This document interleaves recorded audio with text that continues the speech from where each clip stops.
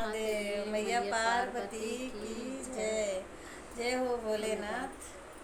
हर हर महादेव। बेल के पतैया में कवन गुड़ हो भोला गैला लो भाई। बेल के पतैया में कवन गुड़ हो भोला गैला लो भाई। पूरी मिठाई शिव के मन ही ना भावे। पूरी मिठाई शिव के मन ही ना भावे। भंगिया के गोला में कवन गुड़ हो शिव गैला लो भाई। भंगिया के गोला में कवन गुड़ हो शिव गैला लो भाई। बेल की पतैया में कवन गुड़ हो भोला गैला लो भाई। बेल के पतैया में कवन गुड़ हो भोला गैला लो भाई।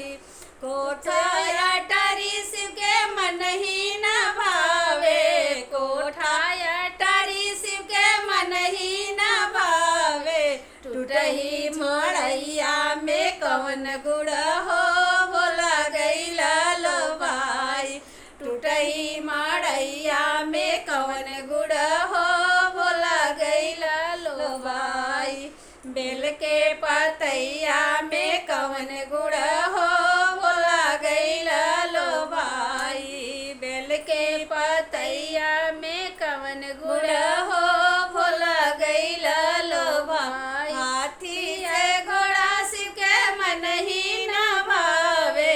हाथी से घोड़ा शिव के मन ही ना भावे। बसहा बैलवा में कवन गुड़ हो शिव गैला लो भाई।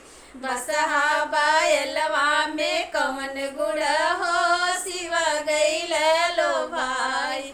बेल के पतैया में कवन गुड़ हो शिव गैला लो भाई।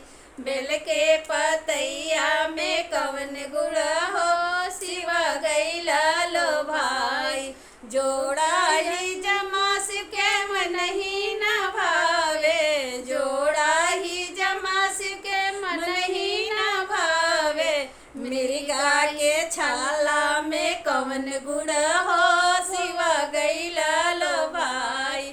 मृगा के छाला में कवन गुड़ हो शिव गैला लो भाई। बेल के पतैया